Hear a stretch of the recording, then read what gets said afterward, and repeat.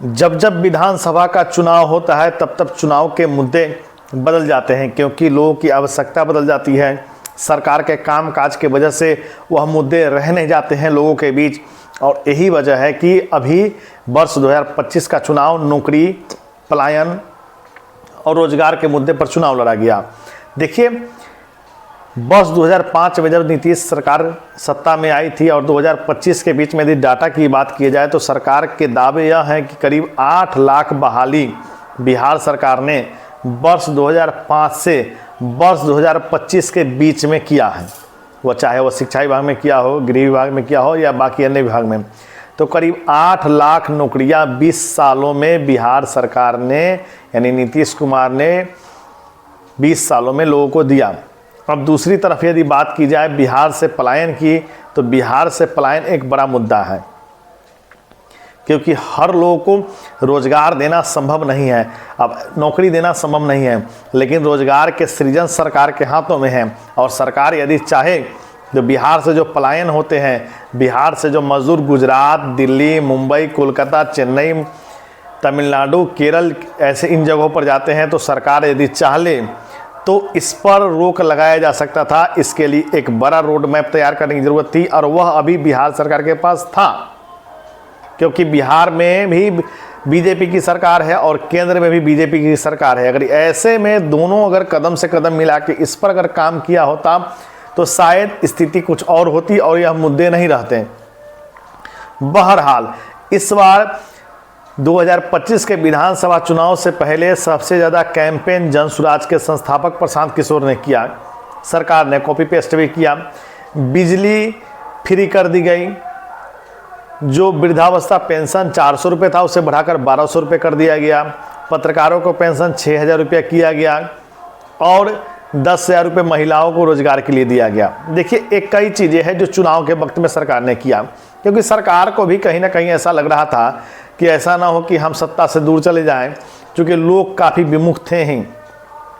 चाहे वो smart meter को लेकर के हो, हर घर में परेशानी यह आ रही थी कि स्मार्ट मीटर में बिजली का बिल बहुत ज़्यादा आ रहा था पहले की तुलना में, और विपक्ष ने इससे मुद्दा ही बनाया, दावे भी किए, और सरकार कहीं ना कहीं इस मुद्दे पर बैकफुट पर नज़र में थी। तो सरकार ने भी निर्णय लिया कि क्यों ना बिजली को फ्री कर दिया जाए, क्योंकि वर्ष 2025 का मामला था और भी चुनाव का मामला था, और ऐसे में हो कैसे नहीं। तो सरकार ने बिजली फ्री कर दिया। दूसरा मुद्दा आया रोजगार पलायन को लेकर के। तो सरकार ने क्या किया कि शुरुआती योजना जीविका के माध्यम से महिलाओं को 10,000 रुपये दे दिए। देखिए, इसमें सबसे एक महत्वपूर्ण चीज़ यह है कि जो भी निम्न मध्यम वर्गीय परिवार हैं या मध्यम वर्गीय परिवार हैं या काफ़ी निम्न वर्ग में रह रहे हैं, उन लोगों पर छोटे छोटे बैंकों का या लोन समूह का या समूह वाले बैंक का लोन काफ़ी ज़्यादा है। इसको किसी राजनेता ने, किसी राजनीतिक पार्टी ने मुद्दा नहीं बनाया। इन मुद्दों पर यदि सरकार ध्यान देती तो बेशक यह मुद्दा चुनाव में कुछ अलग रंग लाता, क्योंकि जो परिवार लगातार हर सप्ताह बैंकों के ब्याज भर रहे हैं, जो लोग हर महीने EMI भर रहे हैं, ब्याज दे रहे हैं और हर सप्ताह EMI भर रहे हैं, उन लोगों को राहत मिलती। देखिए, सरकार की नज़र से काफ़ी दूर था, हालांकि सरकार ने इसके लिए पहल यह कि 10,000 रुपये दिए। तीसरा सबसे बड़ा मुद्दा आया कि वृद्धावस्था पेंशन जो था उसको बढ़ा करके 1200 रुपये किया गया, वो भी आनन फानन में चुनाव के वक्त।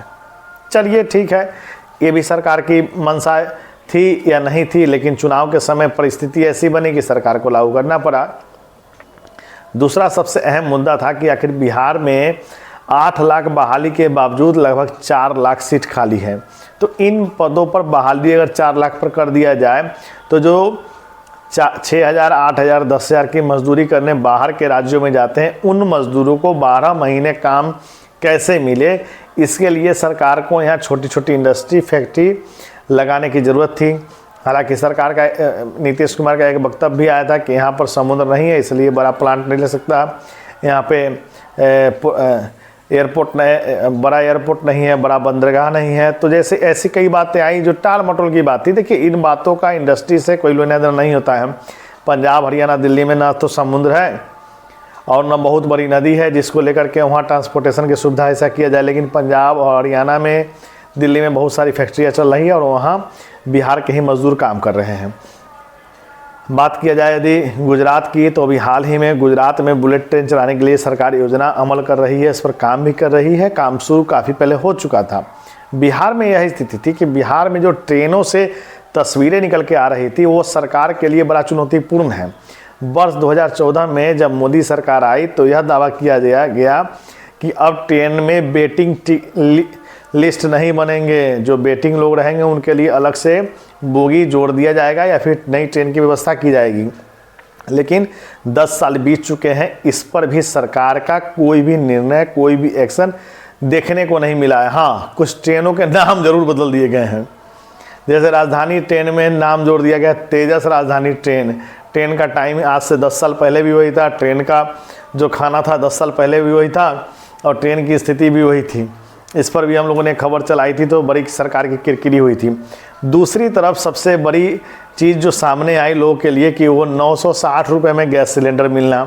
यदि किसी परिवार का मासिक आय 6000 रुपया है और यदि वो 1000 का हर महीने से गैस सिलेंडर खरीदता है तो उसके लिए तो बड़ा कष्टप्रद है। सब्सिडी की बात, कितना सब्सिडी आता है जी? 100 रुपये, 120 रुपये, 150 रुपये। तो कहने का मतलब यह हुआ कि जो सिलेंडर कल तक कांग्रेस के सरकार में 400 रुपये में मिलती थी वह 950 में लोगों को मिलने लगा। और यही वजह भी रही है कि सरकार की लोकप्रियता कम हुई है। वर्ष 2014 से 2024 में 100 सीटें मोदी की कम आई है, यानी एनडीए गवर्नमेंट को 100 सीटें कम आई है। खैर, सरकार इस पर अमल करे तो एक अलग बात है और इसको लेकर के कहीं ना कहीं सरकार बैकफुट पर रहती है। बैकफुट पर इसलिए रहती है कि देखा जाए तो नितिन गडकरी का काम दिखता है, राजमार्ग के लिए, हाईवे के लिए, NH के लिए हर जगह दिखता है। और हर जगह यदि काम की चर्चा में आती है तो सबसे पहले नाम आता है नितिन गडकरी का, जिन्होंने भारत के सड़क मार्ग को सुदृढ़ीकरण करने के लिए, नवीनीकरण करने के लिए कई योजनाएं चलाई और जमकर काम किया है और यह दिखाई भी देता है। लेकिन सरकार की यदि सबसे बड़ी चुनौती थी कालाधन लाने के लिए तो उस पर अब चर्चा करना थोड़ा दूभर है। नोटबंदी की चर्चा तो सरकार के कोई अधिकारी भी नहीं करते हैं। खैर, बिहार में यह मुद्दा नहीं बना, बिहार में मुद्दा बना पलायन का। और पलायन के मुद्दे को लेकर के एनडीए के कोई भी बड़े नेता कुछ खास ठोस योजना नहीं ला सके, कोई खास रोड मैप तैयार नहीं कर सके और ना ही किसी बड़े प्रोजेक्ट को लाने की बात कह रहे हैं। नौकरी देने के बाद कह करके इस बार का 2025 का विधानसभा चुनाव लड़ लिया गया।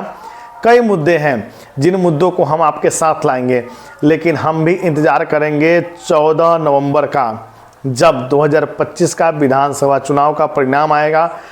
परिणाम किसके पक्ष में आएगा और किस लिए आया, इस पर भी हम जरूर चर्चा करेंगे। बने रहिए हमारे साथ, देखते रहिए हमारे खास डिजिटल प्लेटफॉर्म प्रभात ऑफिशियल न्यूज़ को, जुड़े रहिए हमारे साथ। धन्यवाद।